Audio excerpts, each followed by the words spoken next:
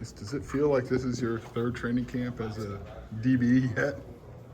Yeah, it definitely does. I mean, this is going to be my fifth training camp as a player for the University of Illinois, and I feel like, man, it's been a long road, but I'm excited. Yeah, we were just talking to Caleb about making plays on the balls. He said that was an emphasis for him. Is that a secondary wide emphasis this training camp?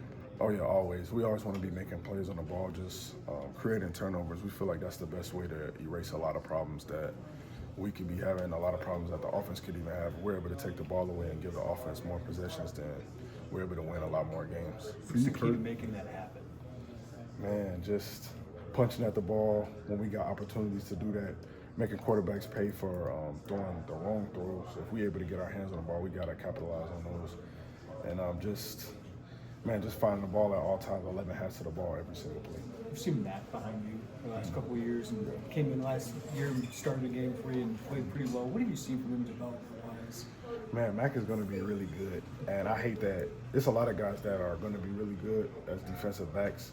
And it's just unfortunate that me, Bailey, and Xavier have been here for 3 years. But I'm pretty sure they will be starting when we're gone. And, man, the things that they do in practice, the things that they do, to take care of their bodies and stuff, the dudes are always, Mac is always a routine guy. You see him doing the same things every single day. And I know that he's going to be built for success when the time does come. And he's shown that last year, he's shown it the year before, so he's going to be a great player. What's the camp, you said, what stands out to you about this team so far? Man, just the togetherness, truthfully. It's just amazing to see everybody just talking to each other, whether we in the locker room, whether we on the field, everybody's communicating at all times. So I feel like that's a big thing. What's the biggest difference between you right now and 5 fall camps ago? Man, I was young, obviously a lot younger, but I'm a defensive back now. I'm not a receiver anymore as well. And, man, I just got a lot more knowledge of the game. I feel like I can talk to a lot more of the younger guys and let them know, man, you should do this, you shouldn't do that, or you shouldn't be doing this, you should come over here and do this. So, I feel like I got a lot more wisdom, and I just try and spread that with everybody. And who did that for you? Man, when I was that age, Tony Adams I got to talk to a lot, Isaiah Williams, Keith Randolph, Brian Hightower, those are guys that I always talk to that helped me out when I was young. Miles, how do you feel that experience and that continuity, given all 5 of you guys are back from last year, how do you feel that in the secondary? Man, it's huge because now we're able to build on what we were already doing. And then we already got communication down pat, especially pre-snap. Post-snap is something that we want to get better at. So just always talking, but we already got that relationship, so it's just going to make it 10 times easier. How do you get better post-snap?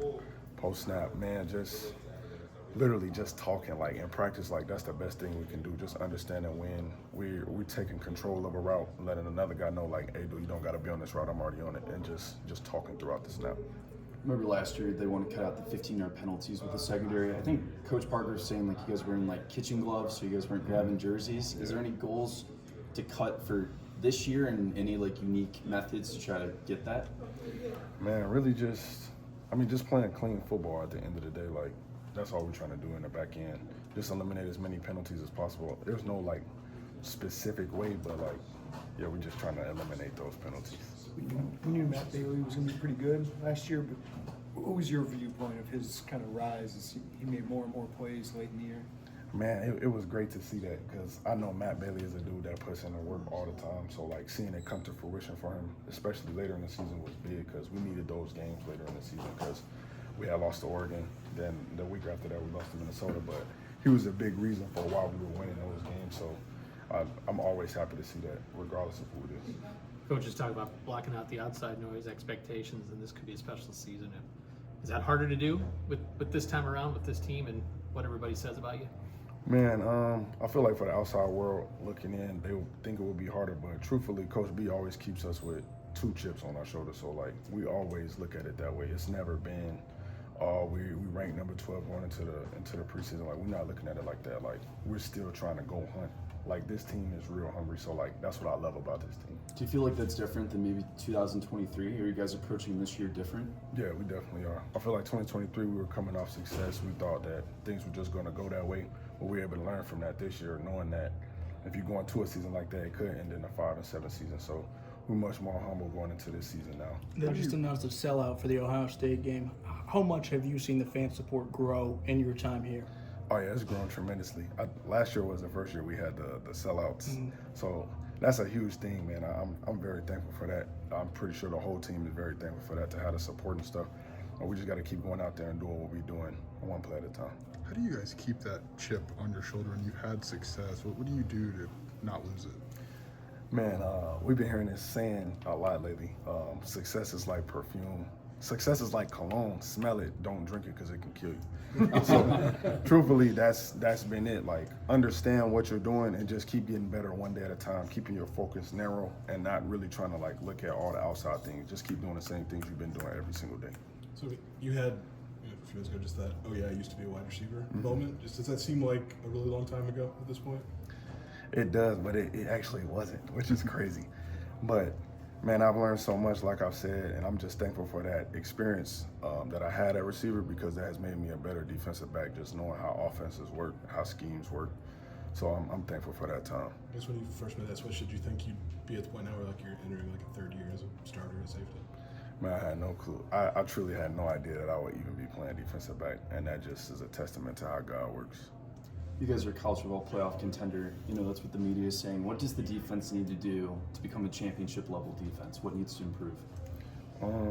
We got to be better on third down for sure, and just take the ball away more than we did last year. I feel like if we're able to take the ball away, that eliminates a lot of problems. Do you feel like third down success? Key to third down success is just getting the quarterback off his spot and not allowing him to understand what we're about to do. Pre-snap disguise, making sure that he doesn't know what we're going to be in before the snap actually happens. So I feel like that's huge. Can you disguise more, given you guys have all been around for a little bit? Does that help? Yeah, and that's another thing that goes along with the experience. Like, we've tried a lot of different things. Like, we've seen what worked and what doesn't work. So now we should be able to make things work that we want to. I don't know how much you guys have gone head to head, but is there a receiver that has been tough to stop so far in the little bit of fall camp you've had? Man, I feel like all of them have been doing a pretty good job, man. Guys like Malik Belzy, Rio Sanders, J-Bo, and Hank. Like, they all been doing pretty good. So, like, I don't know, like, we just got to make sure that we on point, because there's no really like one person. Like, I feel like last year it was Pat and Zakari, but now it's like it's all these guys. They're everywhere. So, like, we just got to make sure that we know what we're doing on defense.